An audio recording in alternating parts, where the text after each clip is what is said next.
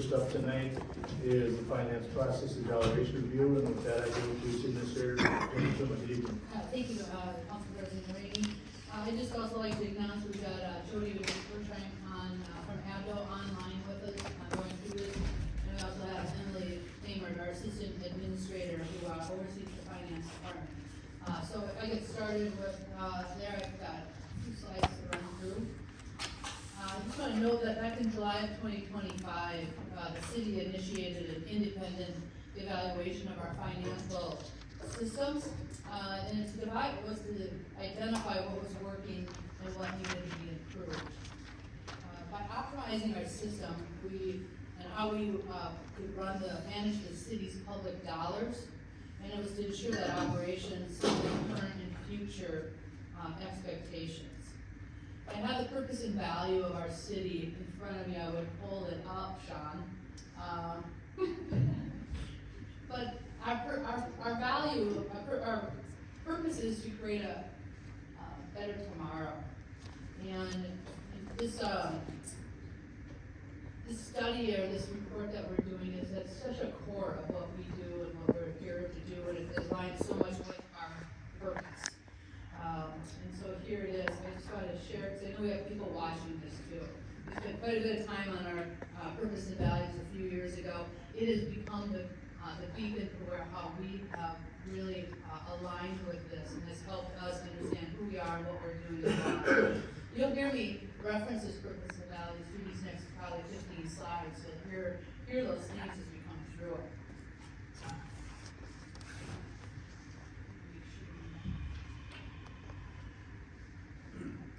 Hey Emily, do you have that PowerPoint email on yours? Or are you doing this? Jackson, will you hit the Yes, slide? yes, up there. No, I know. Can you email that to me? Jackson, we move the slide forward. Okay, super. So as we get started, in the agenda for tonight's meeting is a year-to-date financial report for 2025.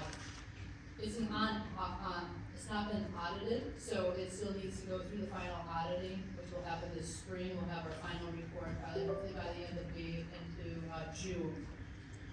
What's really interesting is the city operates 10 departments. And within the 2025 general fund budget, it was approximately $29 million worth of funds. It takes many flows of money, revenue sources to make up that $29 million, including property taxes is one of our largest. We have local government aid, we have fees, we have grants, we have investment income. So a variety of income streams that equal that. Next week on April 14th, we are going to do more of a comprehensive review of our financial management plan. And so this kind of aligns exactly with that. The finance office processes 31,000 transactions every year. If we break that down, that's about 120 transactions every business day. It tells you the volume that goes through it. Next, Jackson. So why now, do this evaluation? I think it's important to know, to staff's knowledge, we've never done an extensive evaluation that we're in the middle of right now. So this is done with an outside agency to provide that in-depth financial review. With the recent transitions in senior leadership, last July, Chris Boosie was leaving for close to 18 years. I was the new administrator coming in.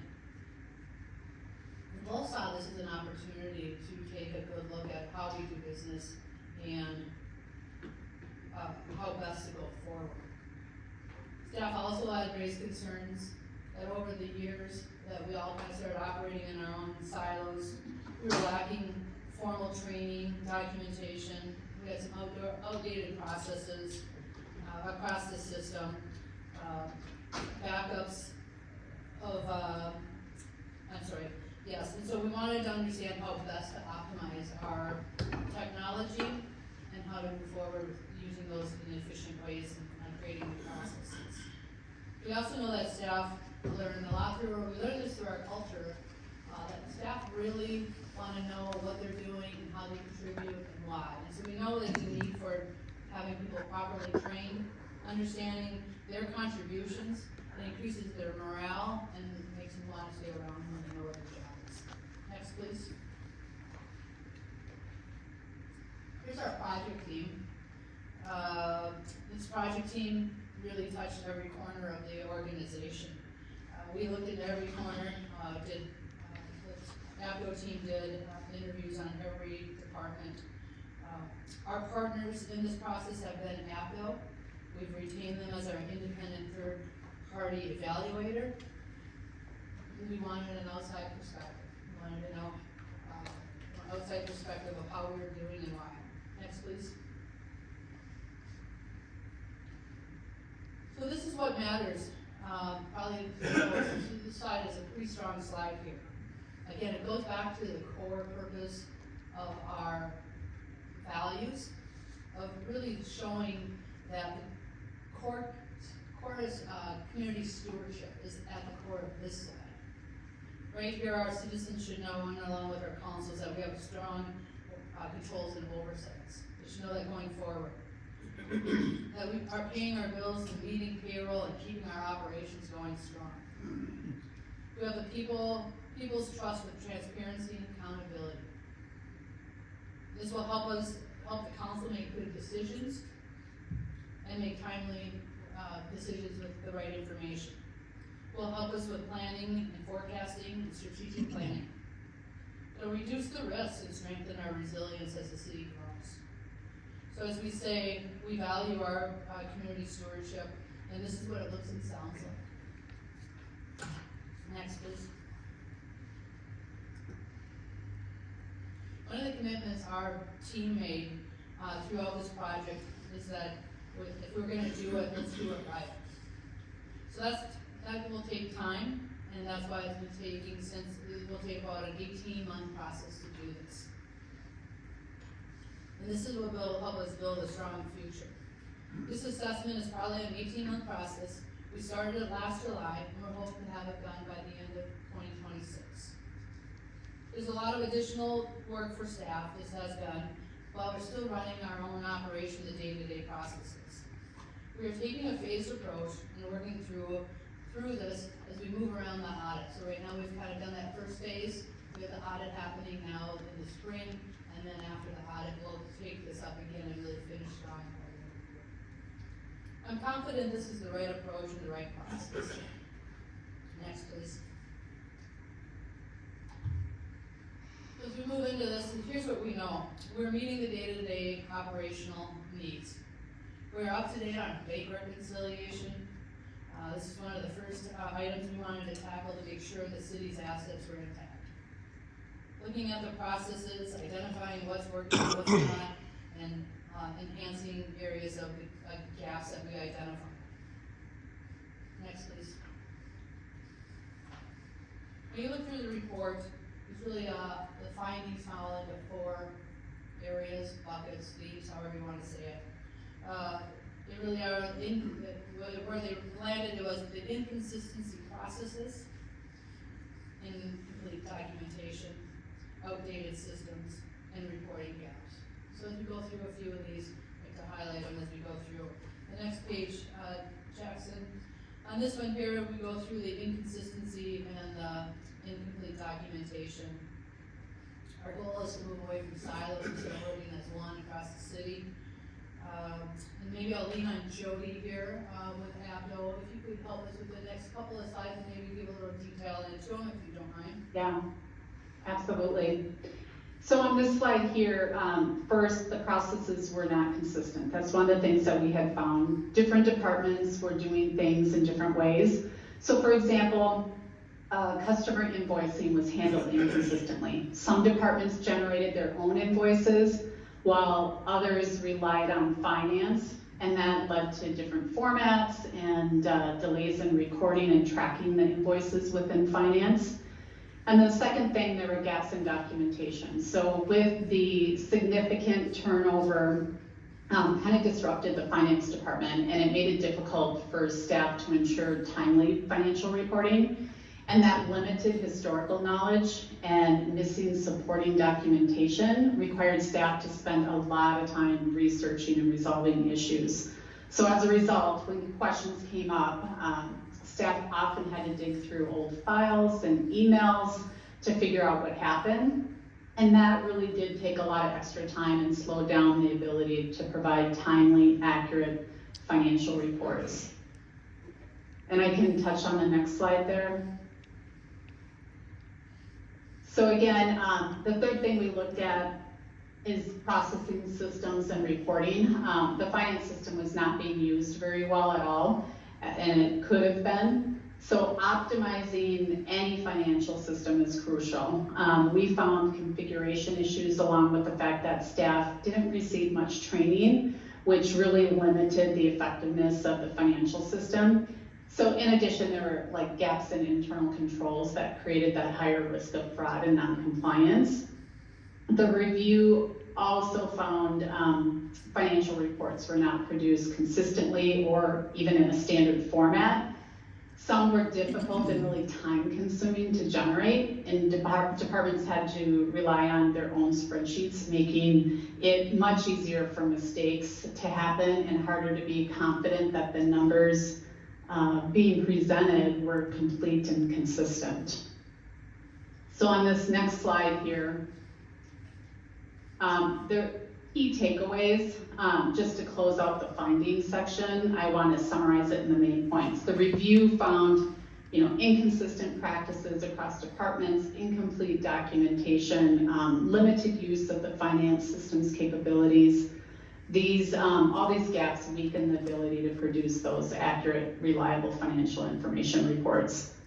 The second thing, inconsistent record keeping. Too much of the workflow really depended on manual processes and individual spreadsheets rather than standardized procedures and leveraging that system automation. This puts the city at risk, like I mentioned, for errors, delayed reporting. It makes it harder to demonstrate compliance, risk that really could be significantly reduced with better processes in place and documentation that was up to date. The good news is, on that third bullet point, there's a clear action plan to strengthen the system's internal controls and oversight. This includes leveraging the financial system, standardizing processes, rebuilding documentation, enhancing training, improving reporting for departments, leadership, and council. Before we move on to that one, I'd just like to take a second just to identify that to do this process, we were a bit vulnerable to allow an outside agency to come in and really look through and interview and want to review what we do and how we do it. And we invited, the city invited that because we wanted to do what's best. We wanted to do best practice, we wanted to have those internal controls. And so with that, we not just invited one entity, we invited 3 new entities to do this for us. APCO is doing it, we've got Ellers in here doing our financial management plan that we're going to reveal on the April 14th. Also helping us with the investment component to it. And we also hired a new auditor this year too. So with all that, I feel like we should celebrate that a moment, but it was 3 entities really taking a magnifying glass and looking at everything we do. So when we look through some of these findings, some of them are smaller than others, but we need to be reassured that we're going in the right direction and we're doing this because we want to do better. Just like our community stewardship is, we want to make this the right path and the right process going forward. This was supported by the past administrator too, so this is a joint effort from her efforts to continue on with myself. So if we move on to the next one, Jackson. So this roadmap that we have here really is creating that action plan. Jody, do you want to get a little bit on the action plan items? Yeah, absolutely. This summarizes how we're turning that process evaluation into action. It's really that roadmap that Jenna was talking about. Where are we going? First, we're tackling that inconsistent processes, as mentioned, with all the inefficiencies that we were looking at impacting the city's ability to really respond effectively to financial matters. We're putting in standardized workflows into the key financial activities to spell out basically who's responsible for what in each area, so there's less confusion, and really to ensure the consistency and control.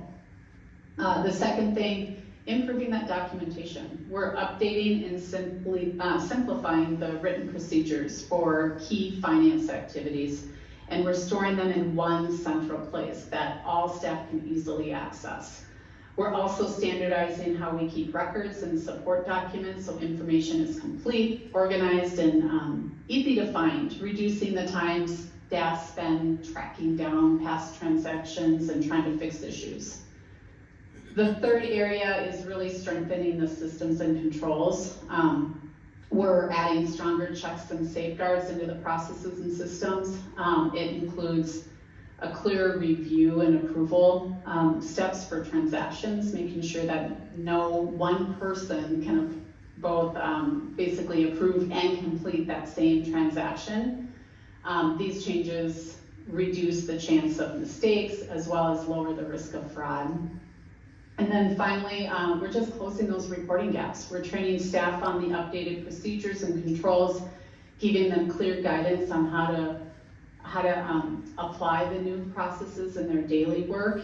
And then we'll continue that support throughout the implementation so that reports can be timely, accurate, and really useful for everyone that's making the decisions.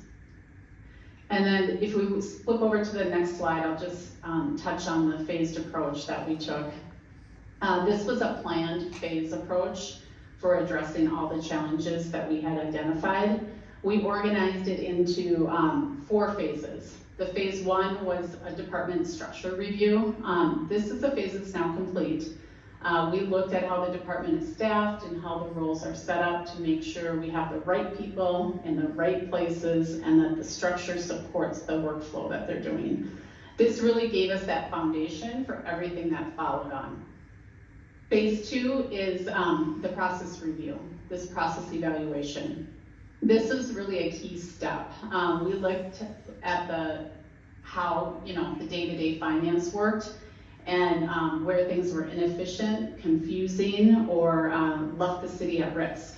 ABDO held listening sessions with all the staff in the major areas, not all the staff, but a majority of the staff that had key responsibilities in those areas, such as accounts receivable, cash receipting, purchasing, bank recs, capital assets, financial reporting, internal controls, all those different functional areas. And then we also brought in key staff from the city departments. And one thing I really wanted to mention is that what stood out throughout this process as we talked to staff is that they all clearly wanted to move forward. They didn't want to keep doing things just because that's how it was always done in the past. They really saw it as a chance to strengthen city operations and better serve the community. So we wanted to take the time to say that we're really appreciative of that attitude. Staff were honest about what wasn't working, eager to fix things and do things the right way. So a sincere thank you and kudos to all the staff and all the departments who took part in this work. And now we're actually moving into that phase 3, which is hands-on help in the key finance areas. This phase, like Jenna mentioned, will run through fall of 2026, and it's where we work with staff to put some of these recommended changes into their day-to-day operations. And then that last phase is the training, documentation, and ongoing support, and that will continue through the end of the year. We'll make sure procedures are documented, staff are trained on them, and then we'll support them as they go through that so things are followed consistently. Thanks. And Jen, I'll turn that. Yeah. We can go to the next one, Jackson. This investment, and that's exactly what this is an investment into a strong financial system. And I got to thank the council for approving these agreements to make sure this work gets done. And so this doesn't start unless you guys have the trust and faith in us to do this work. And so this will really help us go forward to move this work forward and do it right and do it, as we are going through this phased approach here. We go to the next step, to this area is, you know, what does this process mean for the residents? To the next slide. There's a number of bullets up there, but you know what residents can be confident in, that we have a strong internal controls that promote and protect their dollar. That staff will be trained and cross-trained to be able to do the operation, which will help us reduce any operational risk that we would have with that. And then also that we have a long-term increased confidence in where we're going and why we're doing it and how we're all set up. Next page, please.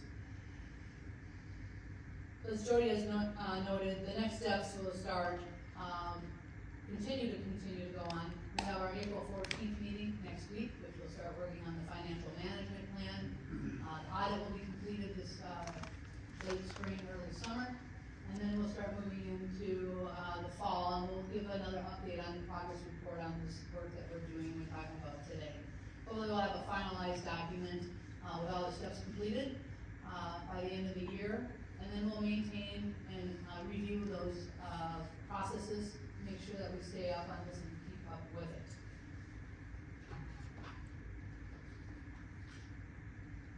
What do we need from council on this next one? Your continued support, and the resources, Jackson, if you go one more. Just to say how they commitment to a strong financial expectation and hold us accountable. Ensure that staff has the tools and the resources to do this job and to keep it up. And then they expect regular updates from us. So that's that accountability back to staff. And the last page on here is just the summary. And it just summarizes where we're at. Put together an executive summary in the packet so you read through it. Also summarizes those findings and the status of where they are. So we went through this pretty fast today, but there's that executive summary that kind of summarizes this. But the summary is we've identified some weaknesses and addressed them directly. We've engaged in this independent third party to do this work. We're implementing new controls and processes, and we're training staff. Staff are they're excited for these changes because they realize this is the way of the future. It doesn't come easy, it's not a leg lower. And then we're modernizing our financial system to strengthen the transparency and the accountability. Moving forward with a stronger and more resilient financial foundation.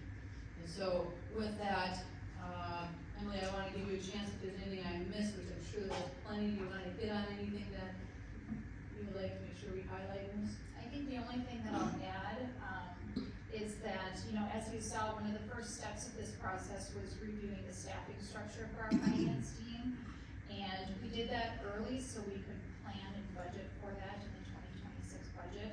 And I'm happy to say, by the time we have auditors on staff, we should have a full finance team here on site at City Hall. So that'll be a full-time accounting analyst is in place. New senior accounting specialist is already in place. Our accounting specialist remains with us, and we'll have 2 new part-time accounting clerks joining. So this team is solid in their experience and education that they're bringing, and I'm confident that they'll be able to work hand in hand with Jody and her team to implement these changes moving forward. So with that, that's a lot of information that we put in front of you. We tried to give you the hard copy too, but if you have any questions that we could answer or Jody can answer, we'd be happy to field those. So we've got about 6 minutes, and then we're going to have to move on to our next thing. Dan Wilkie. Just a question and a comment. When we came on board, hired Ms. Tuma, we lost 2 key personnel in a matter of months. Our finance director and our city administrator. The council before Ms. Tuma, this was a good time to evaluate all our positions and our hierarchy, if you will, about who's going to be responsible for what and how everything's going to flow. Part of that, of course, was the finance department.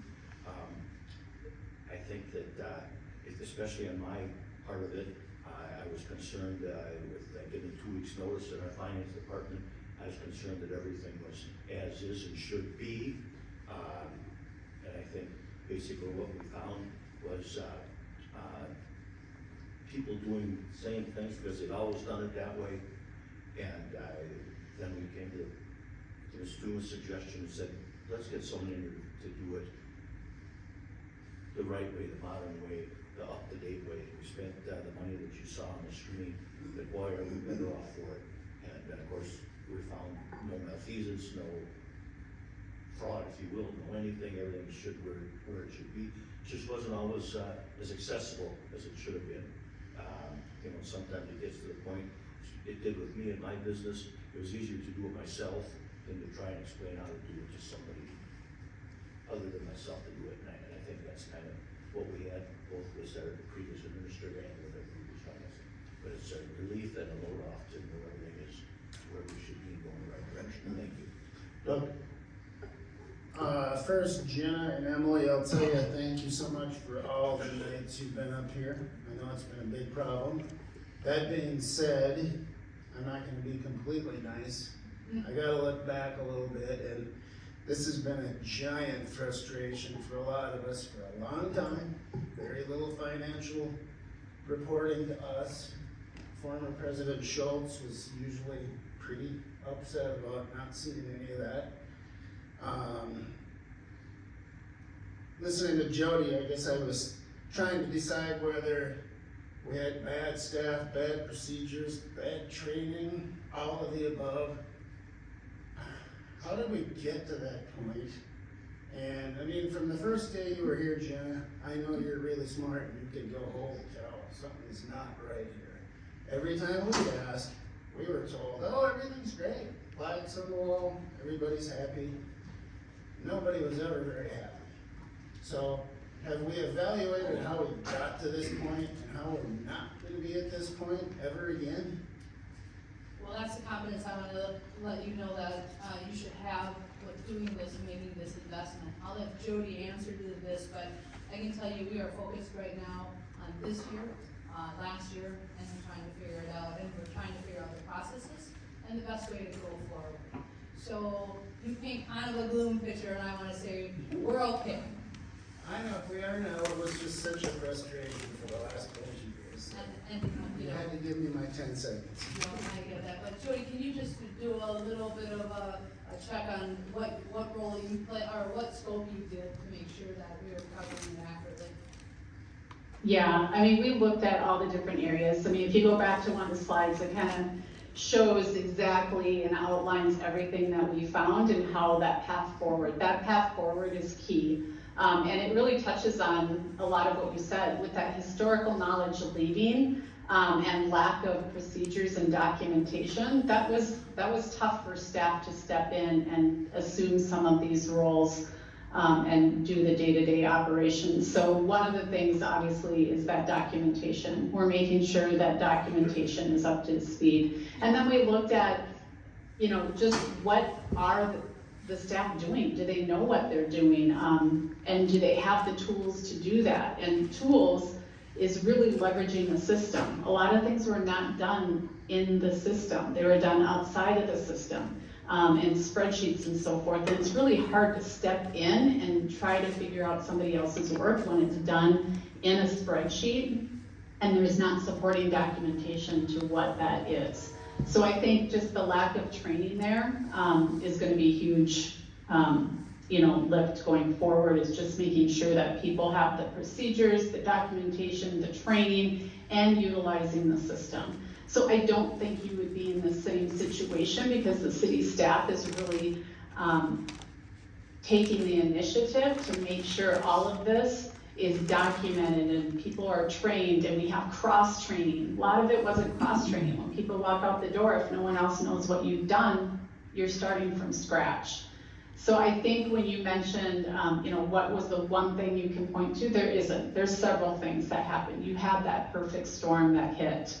And now we're recovering from that and moving on and strengthening everything. And it's an opportunity for us to look at what wasn't being done. You know, some strengthening internal controls. You know, every time you have that turnover, it really does give you that opportunity to look at it through a different lens and say, gosh, should we still be doing this? Is this document really, or this procedure useful to anybody anymore? Maybe at one time it was, but no one's really, when you're in a job for so long, no one really looks at that on an ongoing basis. And that's something that we've looked at and tried to eliminate any, you know, redundant procedures or things that are out of date that don't need to be done anymore, and just updating it and refreshing it and modernizing it.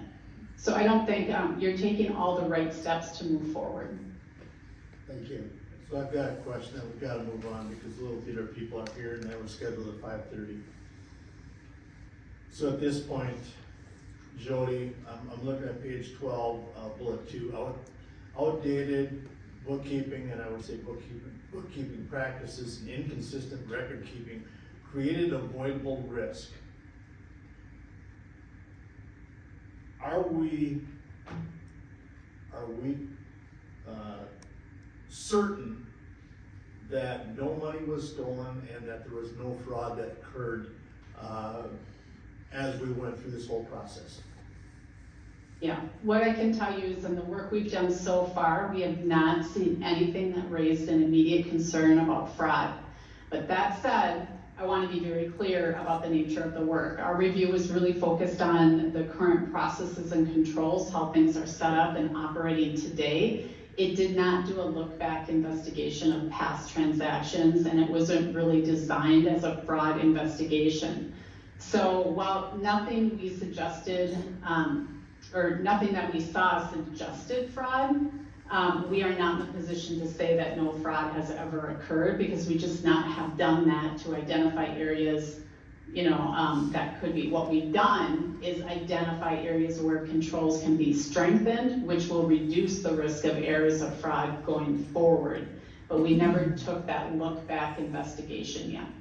Okay. That's something that could be done, but we're really focused on the future and the current process. Okay. Looking for guidance here, Jenny. You scheduled till 5:30. It is now 5:32. Let's give it 2 minutes, Kevin, just to. Okay, Don. Jody, based on what procedures you've set up and the staff that's in place now, do you foresee that will save the city money because redundant systems have been eliminated? Yeah, that's exactly it.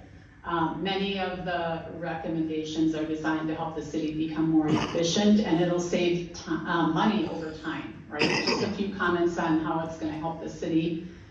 You know, it will cut down on duplicate work, reducing that manual data entry, reducing the risk of errors and saving time on fixing them, standardizing processes across departments and strengthening those internal controls. So you're not going to see that direct cost savings, but you could in like less overtime or better use of systems the city has already been paying for. You're going to be leveraging those systems.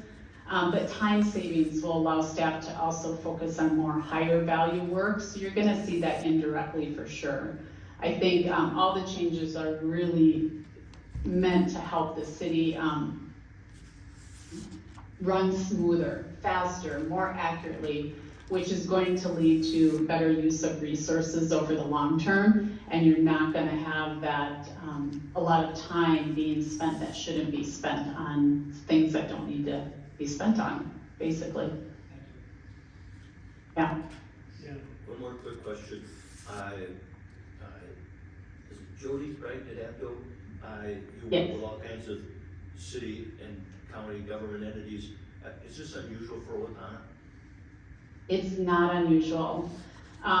We've seen a lot of cities and similar issues that come up again. As cities grow and the work gets more complex, finance and business processes don't always keep up. So systems get outdated, staff find workarounds, controls and procedures need to be tightened or updated. So what we're doing here is really a structured review, clear recommendations, a plan to modernize and move forward. So if anything, the city is really being proactive by tackling these issues now. rather than waiting for a crisis to force the change.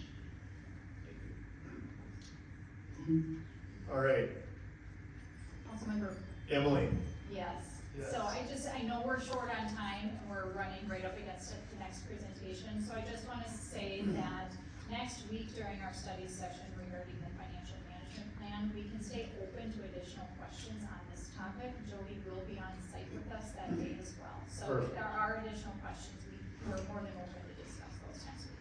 perfect, thank you. Yep. Thank you for the extra time with this one. Thank you, Jody. So with that, sorry, we're running 5 minutes late, but next up is the Little Theater seating upgrade, and back to City Administrator Schuman. Yes, I'm inviting Mike Jensen up here who has exciting news on Little Theater. And so I can help him. The floor is yours, Mike. Thank you. Thanks for the opportunity to be here. LTO has some really exciting news. We were contacted by the Harvey and Sharon West Trust, and they were looking for some projects to partner with, and they knew that seating is our #1 complaint at Little Theater Owatonna. Our original seating was constructed circa 1933, approximately 40 years ago. We upholstered the seats and gave them a little bit of cushion that it has currently, but it certainly wasn't meant for this day and age in this body form and all of that. So we're super excited that they have awarded us a grant of $335,000 to replace the seating in the LTO auditorium. We quickly went to work doing research to figure out who would be our best company to partner with, to work with in this project, and very, very quickly, H2I Group came to the top of the list. H2I Group has worked with the Paradise Center for the Arts. They replaced their seating. They replaced the seating in Austin, Minnesota at the Paramount Theater. They worked with thousands of historic locations, have a good understanding and respect for this kind of space and what we have going. So we worked with them. They worked with Irwin Seating Company, and then we have also brought into the fold Moe's Contracting. Moe's helped us with our recent close to $700,000 upgrade to the rigging in the auditorium. They're familiar with the space, they're familiar with the city, and so they'll be great to work with. To give you a little bit of a status update where we are, and then I'm going to go through the proposal that's in front of you real quickly. At this point in time, we have unanimous approval from our board to move forward with the project. We have unanimous approval from the West Hills Commission to move forward with the project. And we currently have sent in this proposal that's in front of you to SHPO, the State Historical Preservation Organization, to get their nod of approval as well for the project because we are in the National Historic District and we want to make sure we're being as respectful as we can of that property. So, with all of that said, if you look at the packet in front of you on page 2, you get kind of a little bit of an overview of what we've got going. The seat that is there, pictured in the upper right, is the seat, the same with which on the screen, they have the cover up on the screen. That is the seat that we are looking at. You'll see that the cast iron end caps are the end of it. We've selected a slightly different one than what's in the drawing. You'll see that it's at the bottom of page 2. And part of the reason we did that was we wanted to highlight some of the features of Merrill Hall, the building that we're housed in. You'll see on the outside columns, there's a little floral design. That's actually worked into the end cap of the seating, as well as within the theater space, there's the columns, and those will be incorporated into the end cap as well. And we've also selected a muted, kind of a red tinted pattern for the seat cover itself. So that's a little bit different than the visual sample, but that gives you kind of an idea of where we're at. As far as the historic district and those kinds of things go, we're very optimistic that we aren't going to have issues, certainly fingers, because part of what we're doing is we're really trying to honor the space that we're in. We're using wood back seating, we're using wooden armrests, we're using the metal end caps. Visually, everything is going to look very similar to what exists now. If you look at the addendum A in the back of the book, addendum A, page 2A, you can kind of see some examples of the fabric and things that are happening to the existing seating. It's not very pleasant. It truly is starting to see 40 years of wear and tear. The thing that we think is going to be our saving grace with the State Historical Society or the State Preservation Group is on page 3A, we are not touching the balcony of the theater. The balcony of the theater has the original seats from circa 1933 in their wood condition, exactly the same. So we are not touching the balcony. We don't use the balcony for audience. We do use the balcony for our crew, for spotlights, for sound, those kinds of things, but we don't use it for general public. And so we're very hopeful and optimistic by that staying exactly the same and not being touched. We are preserving the space enough for them. So at this time, we would entertain, and I don't think we can today based on what happens at this meeting, but we really would love to have an endorsement from the city council to move forward. Timing on this is getting super critical for us. Our hope is to have this up and in place by fall for our fall production, but to do that, those end caps have a 20-week lead time. And so we're starting to hit the window where we have to get those things ordered as quickly as possible to make sure that we can meet the timeline that's in front of us. The plan is we remove all of the existing seating right after Wizard of Oz in June, and then we would have Lowe's Contracting come in and do the cement work and things that need to be done. We have met with Ken Beck. We have an approved plan of how to handle ADA compliance and all of the regulations that he would need for his area. That's what the drawing is in front of you. And then they would start installing the seats and have them ready for our fall show. That's the plan. Any questions? So I have a question for Jenna. And we do not take votes in study sessions. Right, no, I understand. And so as I look forward to the next council meeting, Jenna, that is part of a building that is leased space. The city owns that building. What exactly needs to come before the council so that they can expedite what they need to do? Yeah, so it is a city-owned building, we do have a lease on it, inside of there is leaseholder improvements such as these chairs. And so they're paying for them, so it's not coming from the tax dollars, but because it's an improvement to our buildings, I wanted to, one, to update this, and two, I think the next meeting we should have a letter of support, approving or support of the project to move forward with it, that there is no hesitations from the council to allow this project to move forward. Okay. I just wanna make sure we've got all our ducks in a row so that, That's oh, what we're wait, we have to go to the main surprises. meeting. So, done. As long as you got one more minute. We put some pretty good investment into that building. Has everything worked out well for you guys on that side So of far it? it has. We truly have found a lot of great uses, and you'll see in the packet in front of you, like the mural room in particular. We're truly finding great use for that space, both for auditions, for rehearsals, for meetings, for refreshments during the show. We actually did apply for and have received our liquor license, so we can serve adult beverages in between, intermission, that sort of thing, as well as for other events. We did serve during like the hometown sampler. Let's Smile is planning their comedy fundraiser at the theater. We're going to utilize that space for that as well. So it has worked out well for us overall. Well, one last thing, just since you brought it up, Councilmember Foss, is yes, that was our highest need through our building assessment, is for Merrill Hall to be invested in. There's $5.2 million invested in that building to do the HVAC, to be able to preserve the building for not only Little Theater, but the daycare that's over there too. So with this, we will work with getting a letter on the council agenda for that, but maybe if a little bit of any hesitations or concerns that council might have, that would hold my gun. My concern is they're not in yet. As someone that's been on the stage many times and has watched many shows, they have been sorely needed for many years, and thankfully, you've got the Sharon West Foundation that you can get money from to finish that project.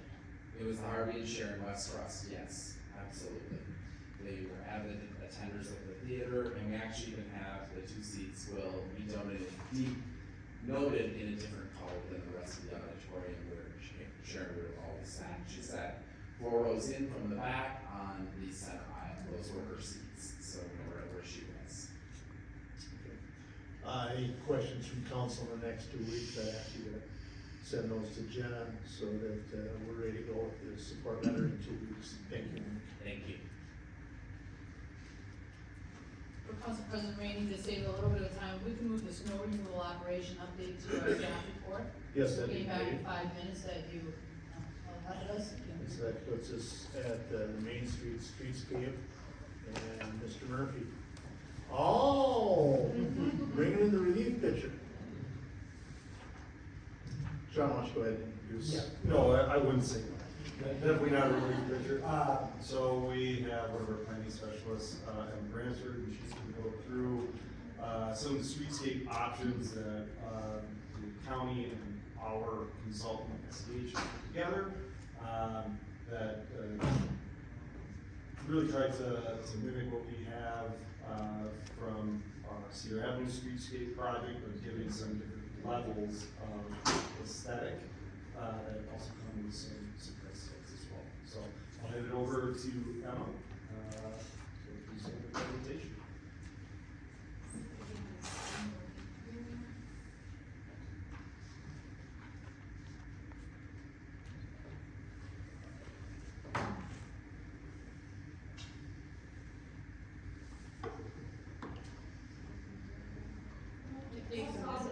Oh, there we go.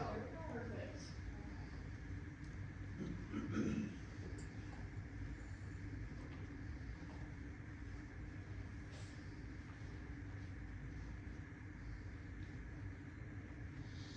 Alright, like Sean said, my name is Emma Bransford, I'm a planning specialist here with Community Development. I'm here to present on different options for our Main Street streetscaping. So we have 3 different options to go through. To make this a little bit easier, we've divided it up into different colors. We have gold, orange, and blue options. We also have pasted them all up on the wall over there, so you have the whole plan if you want to take a closer look. We can certainly do that as well. Just to go over kind of the main points of what each option entails. So the gold is pretty much the full plan. It's the most expensive one. It has most kind of trees and shrubs. Orange one is the least expensive, and the main difference with that is that there's no pavers, reduced amount of planting beds, and then as well as no sidewalk.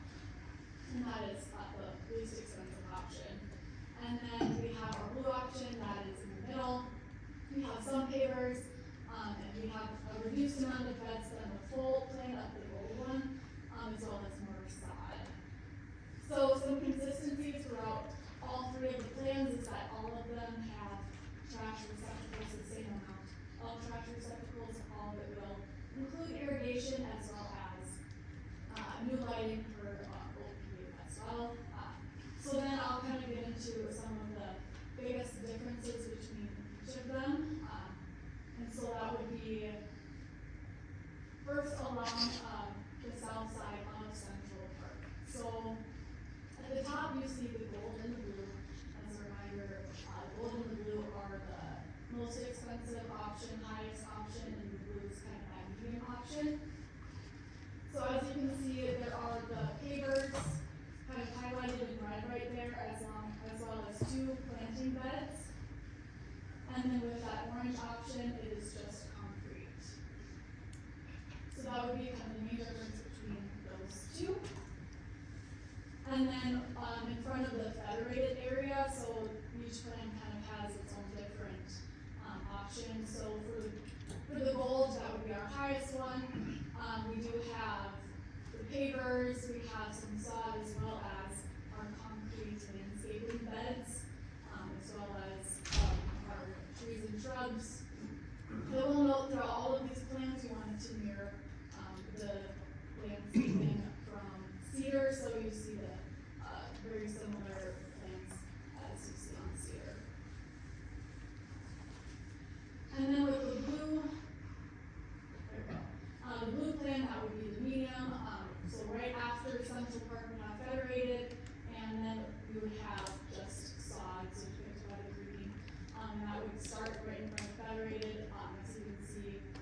planting beds have been taken away, and now we'll continue on for the rest of the streetscaping plan.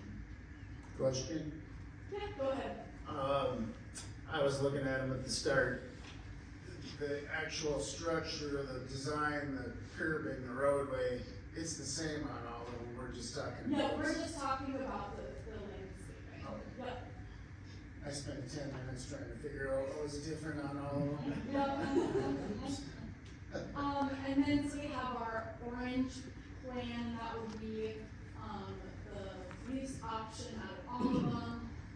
So we have some sod, and we still see our concrete landscaping beds in this plan, as well as, concrete as well.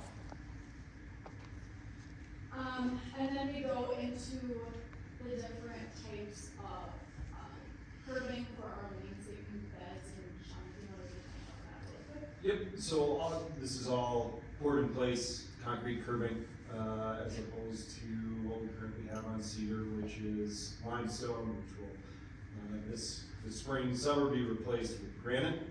And so we wanted something that was, similar in terms of, presentation, you know, being able to hold in that mulch material, framing those planting beds that we do have, but looking at something that may not be as high of a cost option as what granite could be, and having some lot better durability than what we have seen out of our limestone.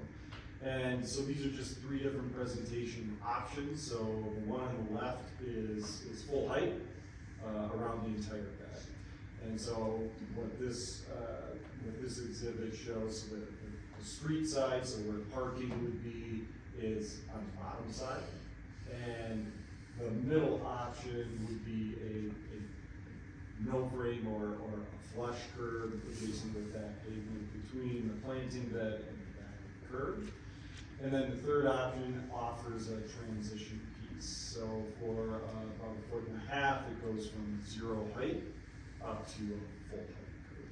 So hitting that 4 inches off grade.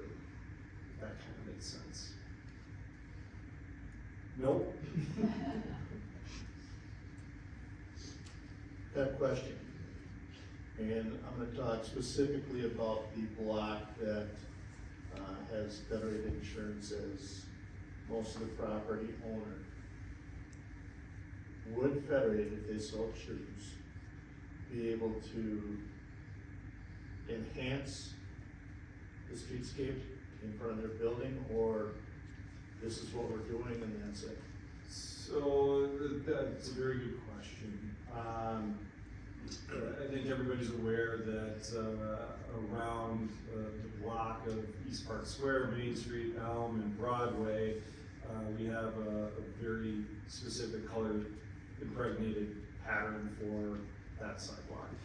That is all paid for by Federated. They've chosen to have that aesthetic, and I can't speak to as the year that it started, but we're working to formalize an agreement with Federated on that, and also allowing one of their signs on Broadway to remain in right of way. So documenting that agreement on what we're allowing them to do.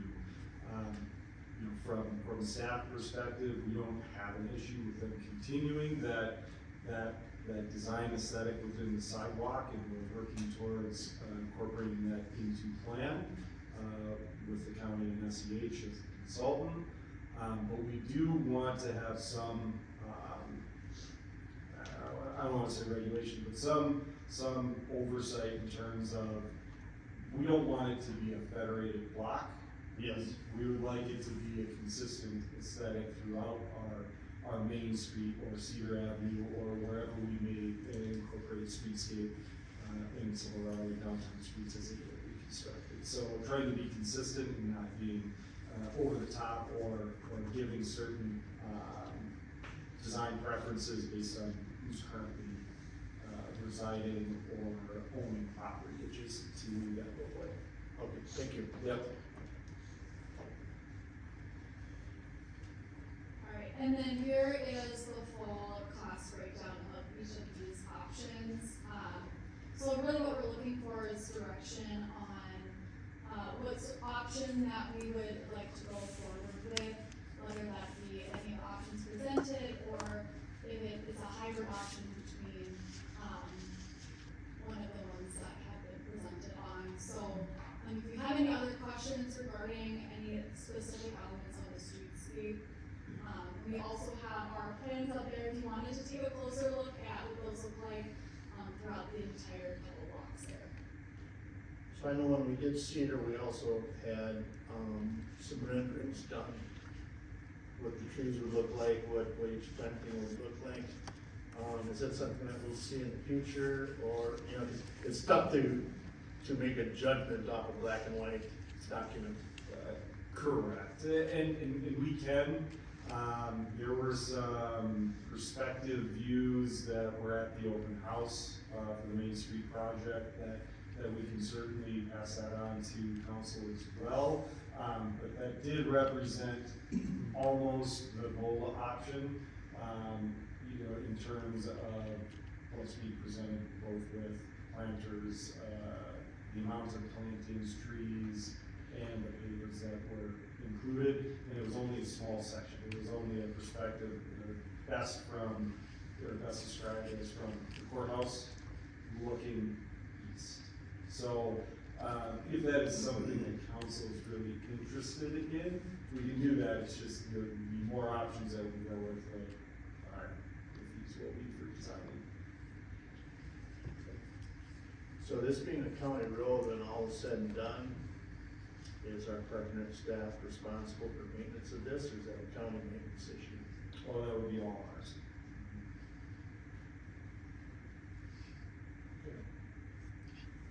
But My question was along the same line.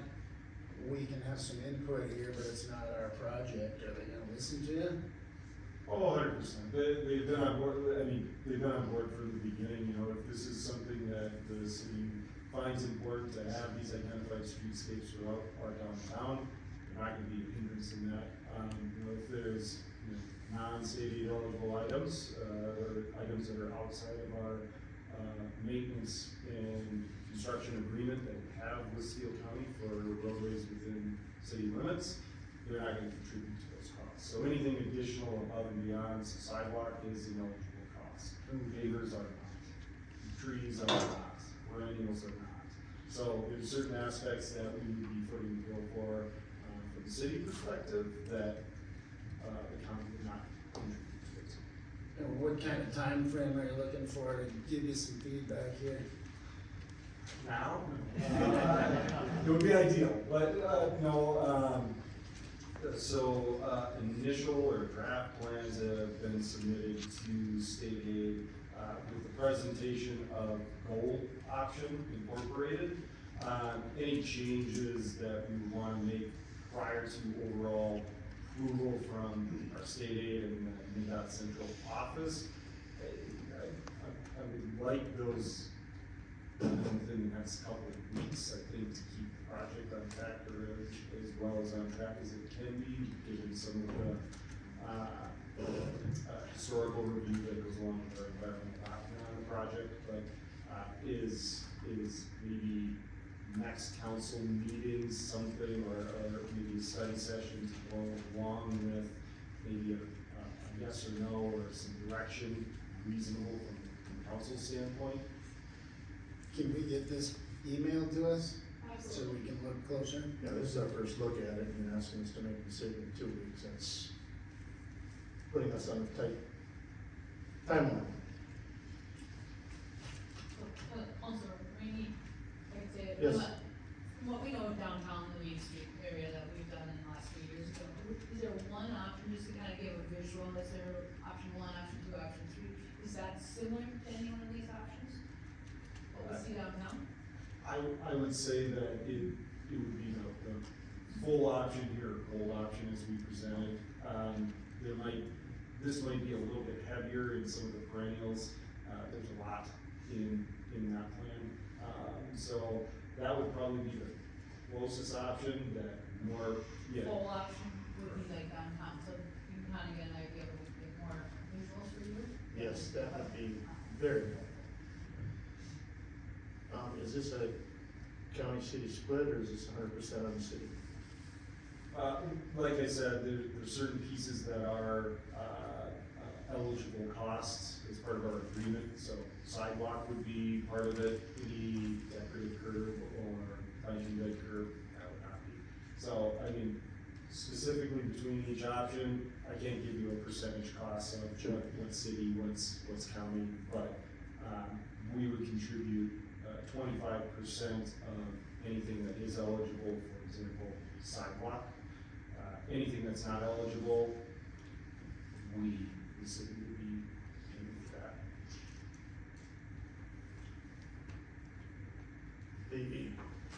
The property on the south side of Central Park, is this going to encroach the park?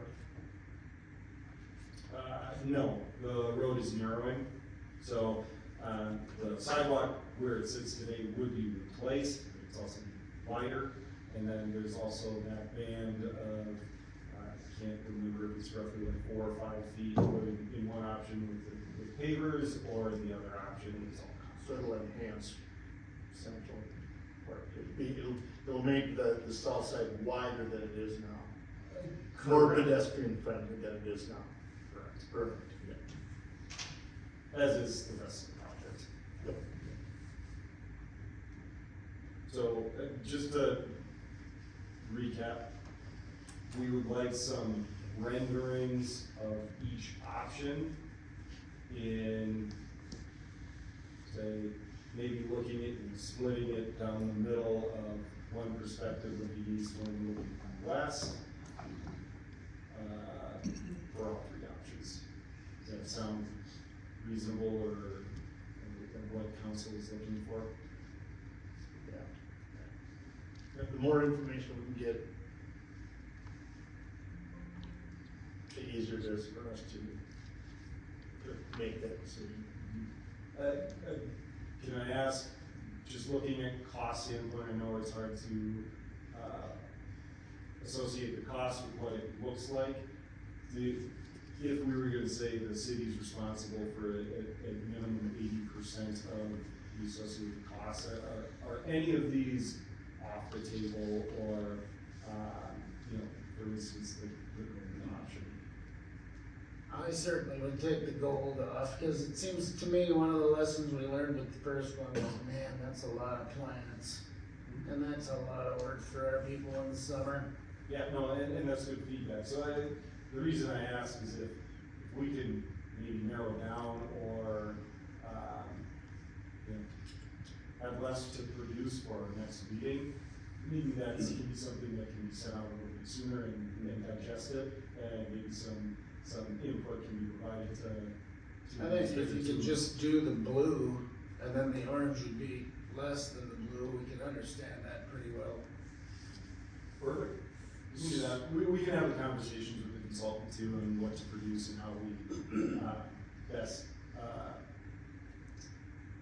provide what we're looking for.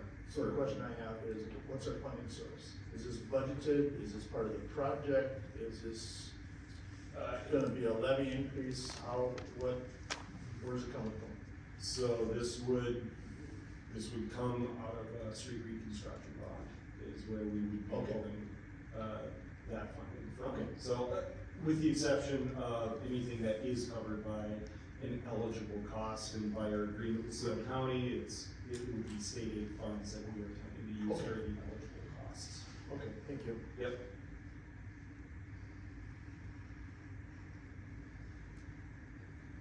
Any other questions?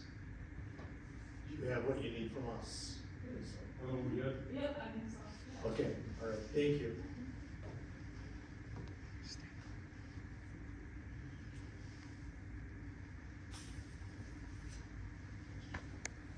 Good, now I have a schedule. Do I go back to the first one? No. So, our 615, which we can move up, and we will move up, the wastewater treatment, OPU transaction agreement, and that would be Sean. Yes, that is with me. planning on presenting some parts of this, as also planning on having Roger Wareheim present some of this. As you know, he's not able to be here, so some prayers are with him and his family. So we'll try to work through this as best I can. A lot of this is very public utility or utility language, and so forgive me if I may misspeak, but I'll try to get through it as best as I possibly can.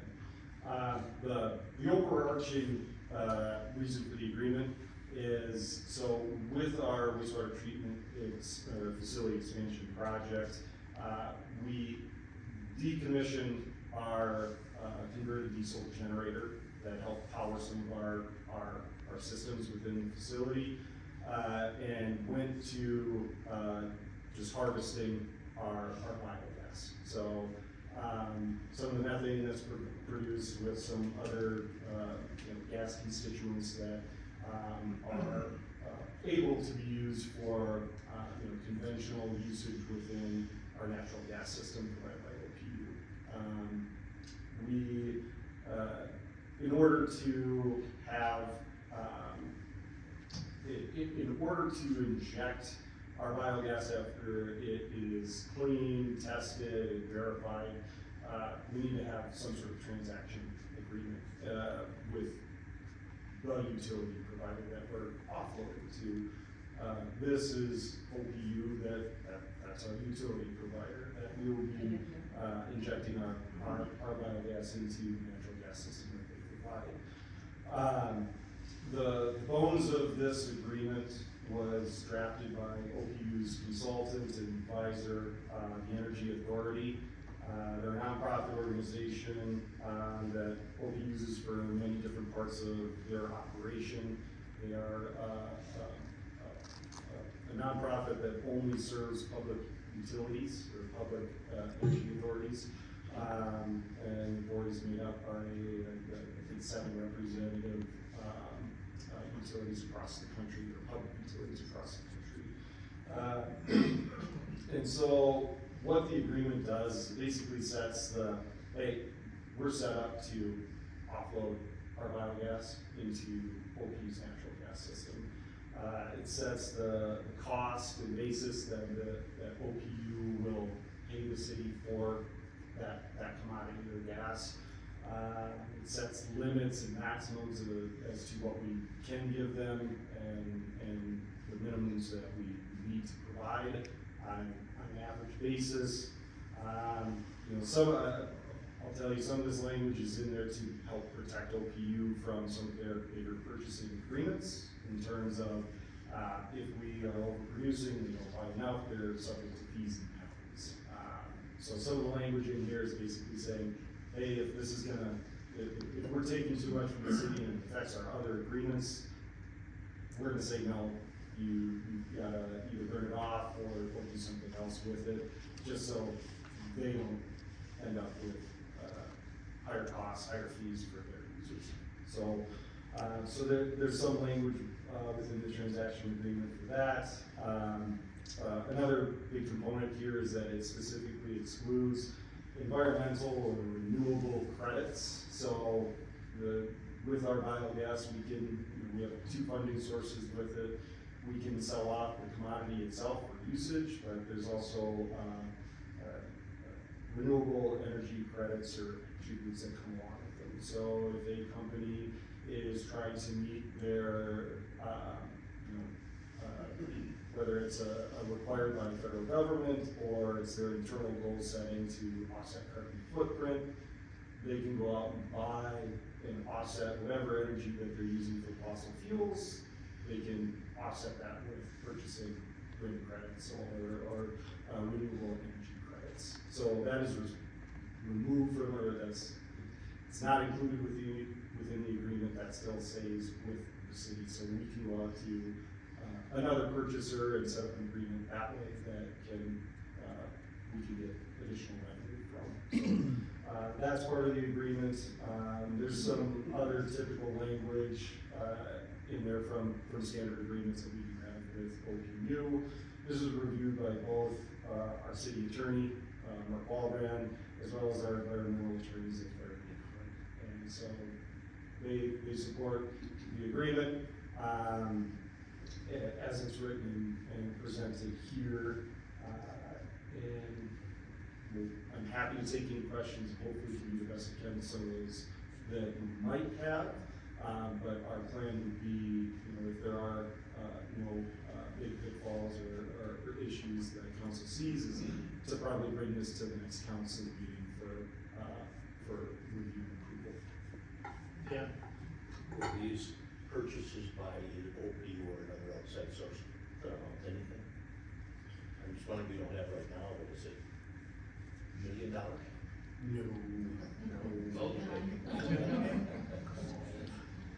And that was, that was some of the piece to Roger's portion here. So as it states in the agreement, it's set to 10 cents less than whatever, or per MMBTU. So it's a measurement of the energy within the natural gas system. And it's based on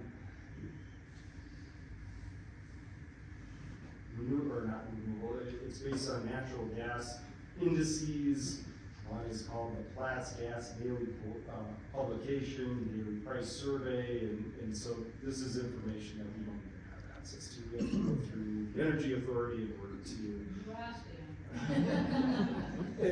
And so I think on a yearly basis, we're talking into the tens of thousands of dollars on the low end. Lower end of tens of thousands of dollars just from the commodity itself. Where it could be more lucrative for the city from a revenue standpoint is the renewable energy credits. We've got a great wastewater treatment facility, but we're only a town of 26,000 people. So the production of biogas and we don't have a significant feedstock like a Hormel in Austin that can produce a lot of biogas.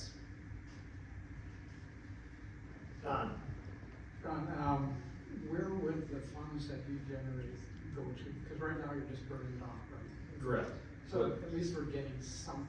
100%. So there's a twofold benefit, right? So OP buys it at a cheaper cost than they're purchasing from their suppliers, right? So there's a cost savings from all natural gas users in OP's jurisdiction, and then we're also getting paid for that commodity by OPU. Those revenues would just be put into our revenue streams within the wastewater treatment facility that help buy out our costs for our users. But it's a win-win both for OPU and for the city. 100%. Because it goes back to help the taxpayers on reducing what they pay for OPU charges. Plus theoretically, it could reduce some of the wastewater treatment costs. So when you flush your toilet, it's gonna cost less. Yeah, yes. Yeah. Okay. the only frustrating thing is, and it's out of the OPU's hands, it's frustrating when we've got the processes to make natural gas, to put it back into the system, and yet we will be punished by producing it if we produce too much, so we just have to burn it off rather than use it. And that's disappointing. I understand it, there's contracts out there, but it's like going to the gas station, just running gas on the ground. It's good for nothing. Right, and I don't think that's ever going to happen. I hope. It's more of a page, and you can read the language. It's not very attorney-y, if you want me to use a highly technical term. That it's basically that we're going to work together between OPU and the city to ensure that we're being the most fiscally responsible. So if there's an issue, we may have to shut you off for a day or two, or whatever it might be. And it's, at the end of the day, it comes down to cost. So the cost that we would gain from that gas going into the system is at a net loss versus what they would have to pay in fees, taxes, or what have you, from their purchasers and their equipment. Any other questions for Sean on gas? Thank you, Sean. Oh, Don, go ahead. Sorry.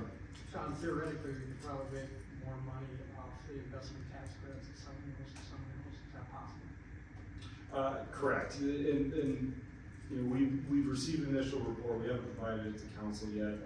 It's just, we're in working with, that initial report and understanding, what our wastewater treatment facility actually does produce, because we've really been online for the most part of our system for well over a year, so we have some data that we can work with, understanding where it makes sense, because there's multiple different markets, and there's different type of RIN credits and ratings, you know, quality of gas that pays differently, which market you go into, because it is a federal program, there is a lot of regulation, there's a lot of documentation, testing, that needs to take place in order for you to be compliant with the federal law. So each program has different cost points in terms of what you pay up front before even being able to sell those. So that administration cost varies depending on which market we actually go into. So yes, but that would be a conversation later for us, and then maybe the Energy Authority, as well as eco engineers that did the initial analysis for us on this. So, Thank you. Sean, do we know when this system's gonna be up and running? this system. Yeah. So we're currently going through that. There's some, again, with offloading biogas into a natural gas system, there are very specific requirements that other energy providers require. So OPU has modeled they're called tariffs. It's not the same tariff that you think of, but it's basically what are the requirements for offloading gas or biogas into that provider's system.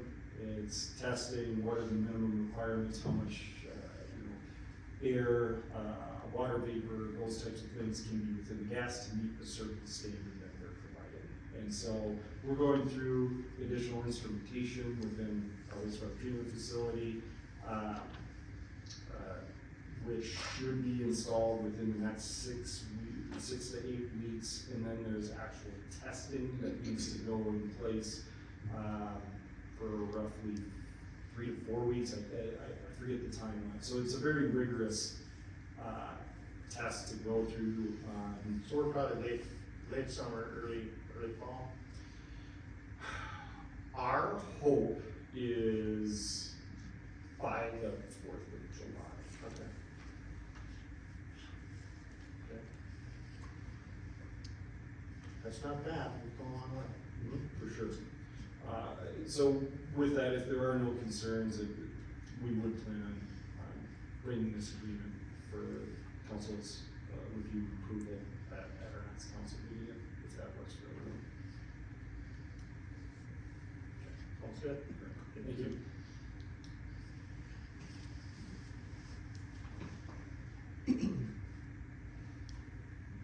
We're now at our dear Culling update. Jenna, is that you? Actually, I'm gonna ask Captain Shane and MJ Knudsen from the Recreation Department, who leads. They both are pretty active in this program. MJ kind of does the administrative side, and Captain Shane does more of the field work. I'll turn it over to him. All right, good evening, everybody. I'm going to give you a quick overview of the program, a little bit of history, and then kind of where we're going this year. It is that time that we need to register with the DNR and ask for their approval for the dam management, and I think we need to get that in like something of this month. So you can read the statement that was in your packet from the DNR recommending that we continue with the hunt. There's robust numbers in Owatonna. Back in 2014, when Park and Rec was initially asked by council to develop the program, successful hunt for a hunt our size, they determined was 7 to 10 deer. That first year we took 22. So those numbers are also in your packet. We have met, with, MJ, yes, where's this packet? or, it's in your, Study in the session. study session packet. We have a study session packet that the material came through. It's, Looking at it. 1.6.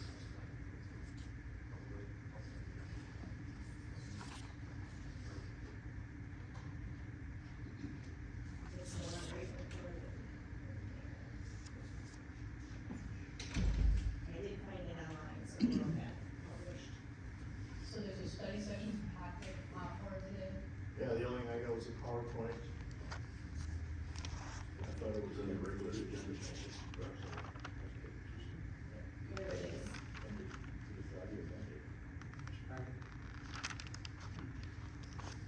So that is, that's our numbers throughout the years for all the parks. We did have a couple of slow years, but for the most part, we have had some robust numbers in our Culling program. And that's based year to year, it's on how well our hunters do and how active they are and how aggressive they are as well, and how many they wish to harvest. We do meet every year with police, park and rec staff. We get hunter input, park board, any public comments, and actually we check with other communities as well. So the changes that we're proposing for 2026 and 2025 is for the preseason, park board has asked that we prepare an article, in collaboration with the DNR on why the hunts are important for its chronic wasting disease, habituating to people, safety precautions, all that kind of stuff. The dates of the season we're proposing to stay the same. I will leave it to Captain Duchesne to talk about proficiency testing. The type of hunt that we're wanting to do is going to move from the Ernabuck. You would take it antlerless, then you could get a buck, and you could take up to 5 deer, each hunter could. But because the last couple of years, hunters have reported many times the bucks have presented themselves as an ethical shot, and the nose stayed away. I will make no inference to male and female and staying away from trouble, but, we've had that happen the last couple of years, and so, are recommending that we do an either sex hunt. You can still only get 1 buck, but you do not have to shoot the antlerless first. The location changes we're wanting to implement, Cashman currently has 2 zones, we'll go back to 1. Caplan's Woods has 3 zones, we'll continue to monitor that, numbers dropped in that park. I think possibly because of rezoning, the DNR, was concerned about that as well. We would remove Leo Rudolph from the hunt due to low numbers throughout the years. Mineral Springs, currently there's 1 zone with 2 stands and 1 season. We wanna move that to 1 zone with 1 stand and 2 seasons, and that stand is on the map. It's on the bottom of that page or the next page. You'll be able to see where that stand is. Then we also got the Trust for Public Land donation of 26th Street. We wanna add that, there's 2 distinct entrances to that point. So we would like to, have 2 zones there, staff would monitor and see where the movement is in the best place for stand placement. We do need to be careful with, the railroad and things like that, that we stay out of their, property lines, but otherwise, all the other parks would remain the same. We did have a request from hunters that share, right now they can share seasons, so if I go on vacation for a week, Hunter Rainey can come in and take my zone, because he's passed everything and he's gonna be there next season. He can come in and hunt that week while I'm gone, so that we have the best success for the hunt. There was a request that they are able to share the zone and each be in one of those 2 stands, and we're not wishing to make that just because it would be, too difficult to have that request work. And I'm going to pass it on to Captain Duchesne. The couple of reasons I think we want to continue with this, deer culling in Owatonna. One would be the population in the city. If we stop, as you see some of the numbers, we did have a low year of 34. Last year, 27 deer. With breeding habits of deer, if you take that 27 and say 20 more those are all gonna have fawns in the year, so now you're gonna have 40 deer in the population. If you were to skip just 1 year, you could double the population of those, or come close to it. Makes it safer for roadways, less car deer accidents. It's hard for us to put a number on how many accidents we have, because a lot of them aren't reported. We just find the deer laying on the road and have to call the street department to come and pick it out, so it's hard to give you an exact number on that. Chronic waste disease, like you mentioned, having a lower population obviously is gonna protect the population that we do have, and make sure it's a healthy population for the city. And then, of course, your citizen complaints about weed, shrubs, and flowers, and all landscaping. So, like Jay had mentioned, I've been involved with this, I think since it started. Either I have participated in it, I've helped with qualification. The qualification is at 15 and 20 yards, it's 100% accuracy. If you miss one shot, you're disqualified, no questions asked. Since it began, I think most of the people that continue to do it year after year are a lot of the same people that are avid goal hunters. So they know the rules, they know how to be safe, so I don't see any issues there. I think that's it for you, unless you have any questions. Got a comment.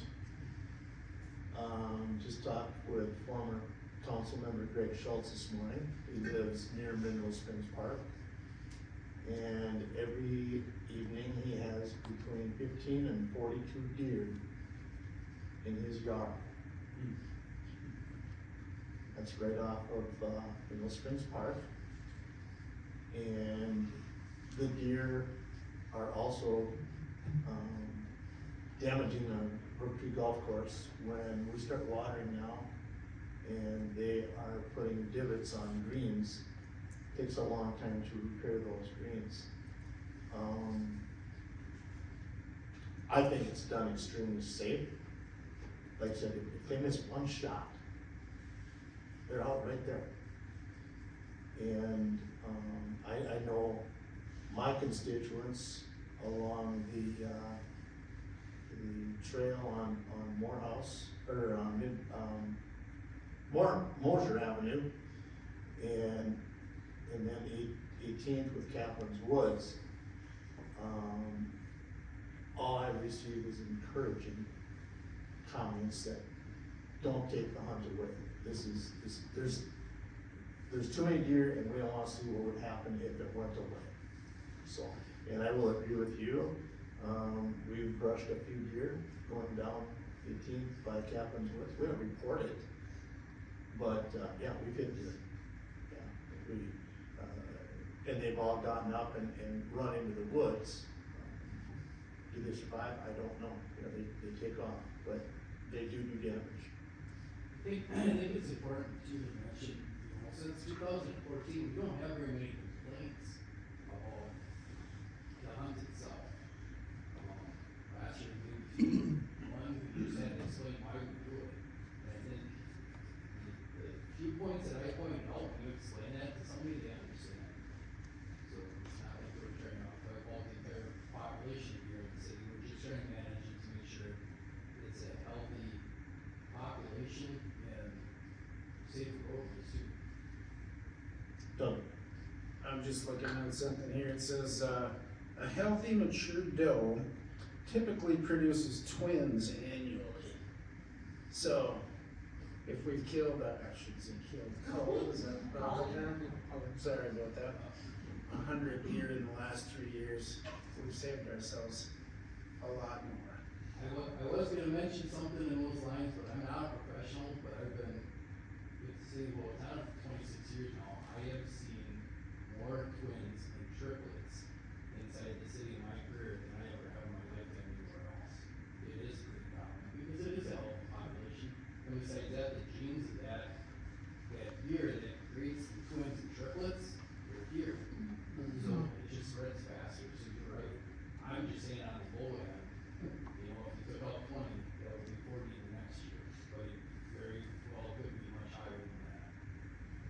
Tim, Captain and MJ, it's nice to see you tonight.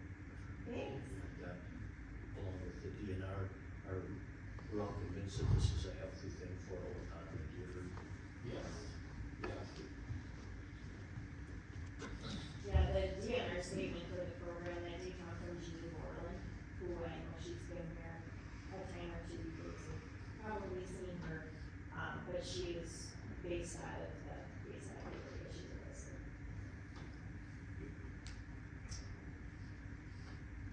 Any other questions? Just a comment, it's good to see you, MJ. It's good to be here. It's nice. Next time you see me, I'll be out of my, X-ray accessory too. One more week. just a comment. It's good to see you, MJ. Captain, Captain, it's good to see you too. Any other questions? Any other questions? Thank you both very much.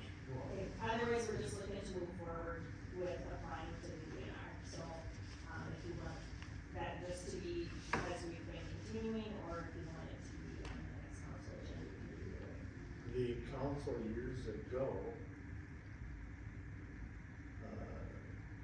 passed the ordinance that it's just an annual event.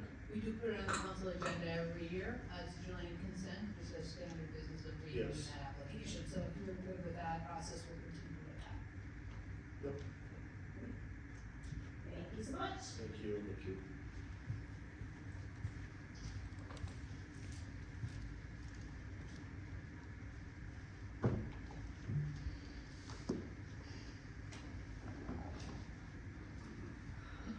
I'll give you more time, does that mean you're gonna take more time? Okay.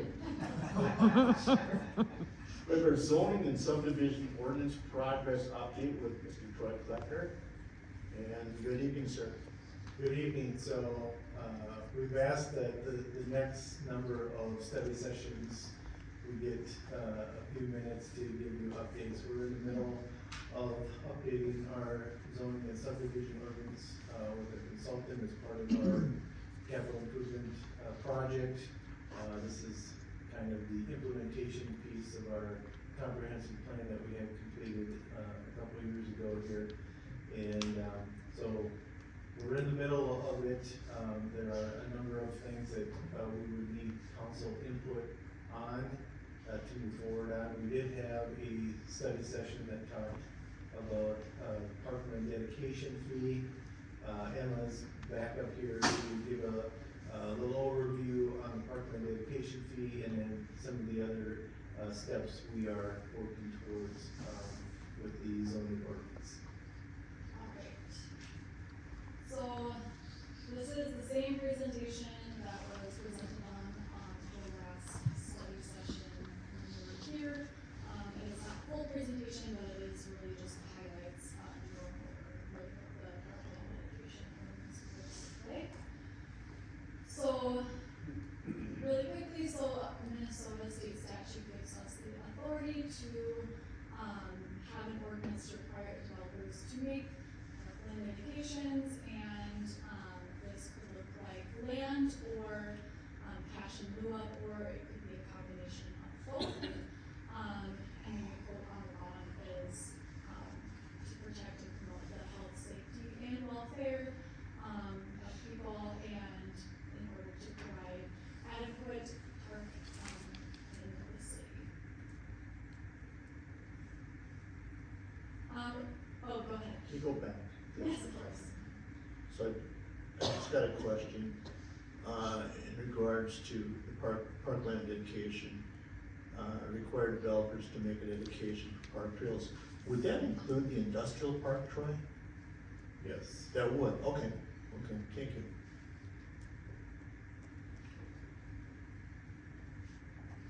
So going into the benefits of parkland dedication, so it helps ensure that we have places for people to exercise, socialize, and play. It's very beneficial for our health and well-being. It also provides a funding source for the development of parks, or use as an alternative or supplement to the city's general fund. It also helps ensure parks and open spaces are distributed across the city, and provide a balanced access property values, as well as supports development of green infrastructure. So some considerations and drawbacks, so it does require administration, so we have, development and approval of the ordinance itself, as well as fund management. And then as well as enforcing during development review and plat approval at the time of permitting and determining a reasonable portion of fair valuation. Going into that, jumping off that, so really we have to make sure there is a nexus and rough proportionality. So really how the fee is collected must be proportional to the need created by the development. And we have to make sure that the parks serve the development in question there. There is also a consideration of potential impact on growth here, so there potentially could be a developer resistance to that additional cost that we put on them, and that developer passing off the cost to the buyers in the neighborhood, so a decrease in affordability there. And so this is a quick view of what this could look like. It is very customizable. Last time we went through a whole bunch of examples of how different cities were able to implement this parkland ordinance. So it's really up to the council how that they want to base that. Some of the options are per unit basis, or you could do by land, so per acre, or you could do a hybrid based on development type. Or we could do a level of service standard here. So, we did take this to the park board on March 2nd. There was no formal recommendation from them, in favor or in denial of it. There really was a consensus that, this was more a policy decision and look to the council for direction on that as well. Any other questions as far as? I guess I've got a question. We own 2 city parks down here that are basically single family lots. We had a parkland dedication fee, and I understand it's gotta be within that district. I don't know how big that district is, but in those situations, those parks really don't serve a good purpose because they're just too small. It's a green area. Could we use parkland dedication fees if a house were to come available, like adjacent to it, to purchase it? Then make it more of a parkland setting. Put a pavilion up or find amenities that would fit. Is that something that is allowed under parkland dedication fees? Yes, so we do have some parks, especially some older ones that were donated to the city to forever be a park. And so, I think we've had some discussion about these little parks, do we get rid of them or not? And in many cases we cannot. So, but if we wanted to expand that, and I would say if we are looking at that, we would want that in our park plan. Just in order to be able to use it, it's gotta be in the park plan for those sort of purposes. So if we wanted to say, hey, we want to expand these parks, and add some land, that can be put in the park plan, and, we could utilize it from fees generated from that area, we could use those funds for that purpose. Okay. And just curious, I'm gonna take the Costco project. Have we had a parkland dedication fee in place when Costco came in? Would the Leo Rudolph Nature Preserve fit into that neighborhood? Well, that's where, in developing a parkland dedication fee ordinance, we would have to designate areas in which when development happens, they can be put towards park, improvements, and these can't be maintenance, it's gotta be either new parkland or, amenities added to the parks within those districts. So it's really up to us to decide, you know, hey, this district should include the industrial park and include, you know, the Rudolph, nature preserve if we wanted to. So, like Emma said, we could customize this, many different ways, however we wanna do this. Probably the bigger question, and I've gotten some feedback from some of you, is whether we move forward with some sort of ordinance, and if we get the green light to do that, now we would put some, a draft together with some different options in there, and again, come back to the council and, park board, and get some input on how to customize it if we are to move forward with that. Okay, done. I did attend the park board meeting yesterday, and they did actually talk about this again.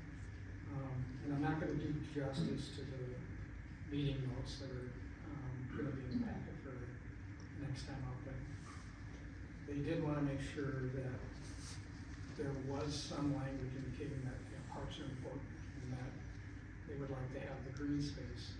But they were very concerned about adding to the cost of developments for the homes going in, so they were very cognizant.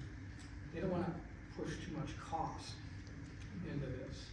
The other part of it was the discussion of, you don't wanna hamstring people like Troy negotiating with these people, and some developer going, geez, I gotta deal with this, I'm not gonna deal with this, so. Again, they didn't have a formal policy, they just had a recommendation that they were looking at, because they did talk about it for 45 to 50 minutes. Yeah, and this is why getting some direction from the council is important, because there will be some impact to it. It will, increase the cost of development, to some degree. And so that has impact on growth, but, you know, parks are very important, to growth. So if you have parks, you're probably gonna encourage growth.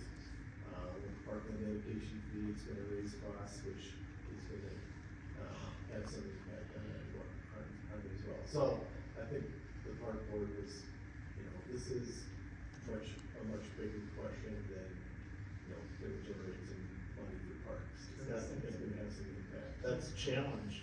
If you have a park dedication fee, yep, your cost per lot goes up, but you get a neighborhood park, right? If you don't have the fee, then it's all developed, and then they come to the council and say, hey, we want a park. Okay, the only way you pay for that is through an increased levy. And we've got a lot of things that need to be addressed, so where does that new park fit in that? So it's, there's no right or wrong answer, there's just different ways of looking at that. Doug?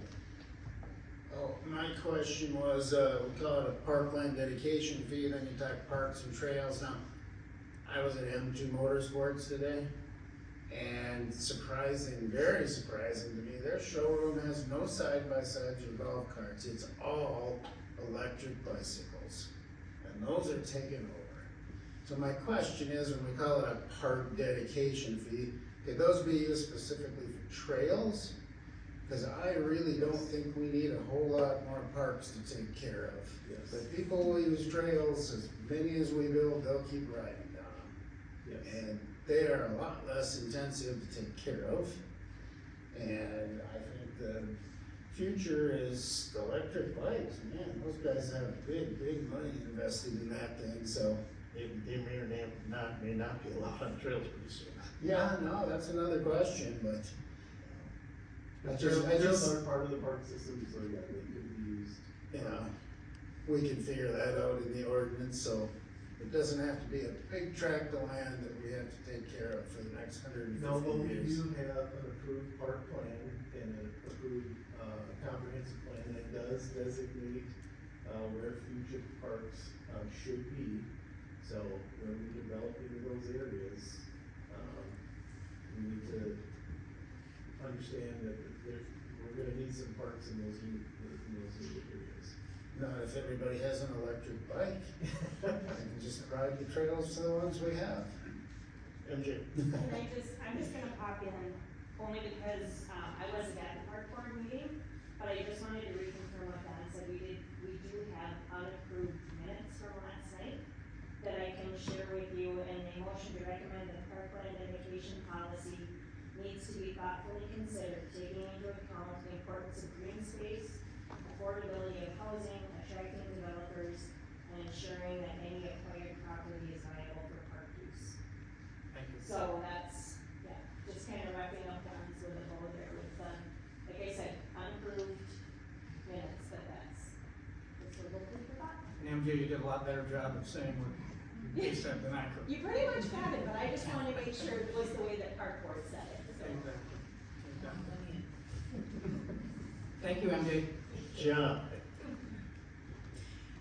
So I just wanted to say that everything that's been said is very true in park and recreation. If you wanna put a plug out there for the value of recreation, right? It helps kids develop, there's quality of life, there's mental health, there's being out in green space. Trails are part of that.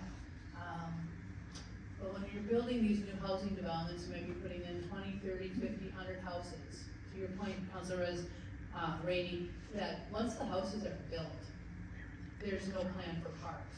And so if you don't have a park within a quarter mile of, or a half mile, whatever your standard is, it never will be. If you don't plan for the trails, there never will be. And so I think we just need to be thoughtful to what the park board is saying, is how do you go forward with that? Because people want parks. We've seen it in our comp plan, we've seen it in our master plan, we've seen it in our survey. Everywhere they say, they love our parks, they love our trails, they want more of it. So how do we meet that? We have a task in front of us to say, how do you do it with a new development, and how do you pay for that? Do you get the land, and then the city designs them and builds them? And then we also have another component of saying, how do we redevelop the current parks that we have and maintain it? So what Troy's talking about is not about maintenance and repair. So the council has, and you'll see this in our financial management coming forward, it's one of the pieces that need to get addressed. So it's how are you gonna develop parks if you're not gonna have it part of the development? Are you gonna at least require so many acres of parkland that the city then owns or buys or somehow gets in on that? Because once it's developed, you're not gonna take another house. So we have some vacant lots that we've converted into parks, but we've heard from community members, that's not what they're looking for. So I think, we just have to remember it's a few pieces. It's the redevelopment of what we own already, and it's also then planning for those parks, and then how do you go about developing those parks? So, really great discussion. Nothing's easy. It costs a lot of money to do it, but we've heard loud and clear that people want parks and there's a value to it. And it's part of our development as young kids. so I've got a question that neither one of you are prepared for, but I'm asking him. I'm gonna take Brown Park, it's, I would say, a little bit larger than a neighborhood park, but it's not a regional park, would you agree with that? I would just say neighborhood park. Neighborhood park.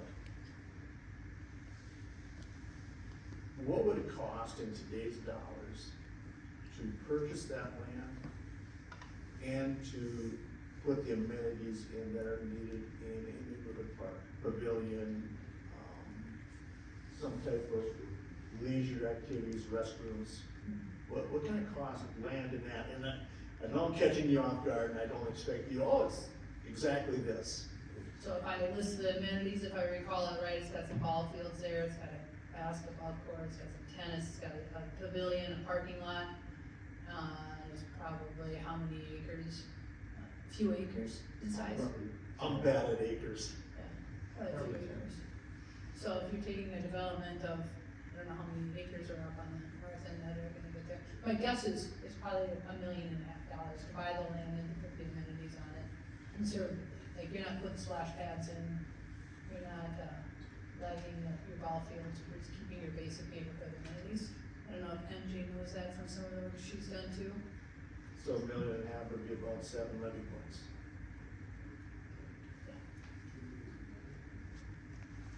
Just for that one neighborhood, but it serves. Okay.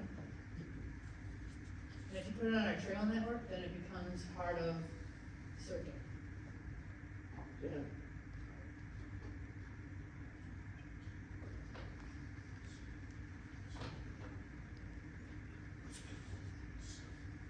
Jackson, can you put page 137 up, please?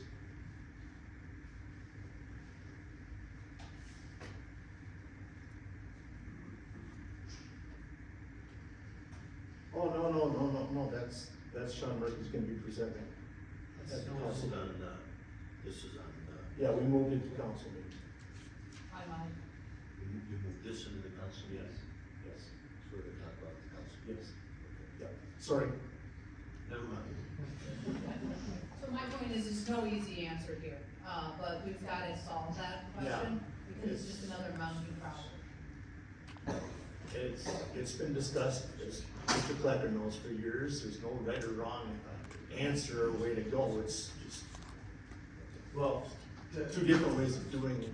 yeah, to get, Getting a park or, get this moving, one way or another, is it worth us, pursuing a draft of something to present to you? And again, we can customize it, anyway, we can make it really minimal, or we can make it very inclusive, so, but unless you say we absolutely don't want one, I think it's worth taking a look at. Be flexible, yeah. I just don't wanna hamstring Troy and Greg from dealing with developers and yeah. doing it's- what you do. Well, just to give you an example, I mean, our development on the north end, we don't have a parkland dedication fee, but, we work with them on getting, some parkland included in that. So developers, do see the benefits of parks. I mean, they have more valuable lots, they're easier lots to sell when there's parks in it. And if it's in an area that doesn't really work well for a park, and we can get cash in lieu of parkland, you know, we can enhance another area there. So developers, unless we're over the top on parkland dedication, ordinance, they're pretty used to this in other cities. So I think some version of the parkland dedication fee would not hinder development. But it probably does add a little cost to each of the lots.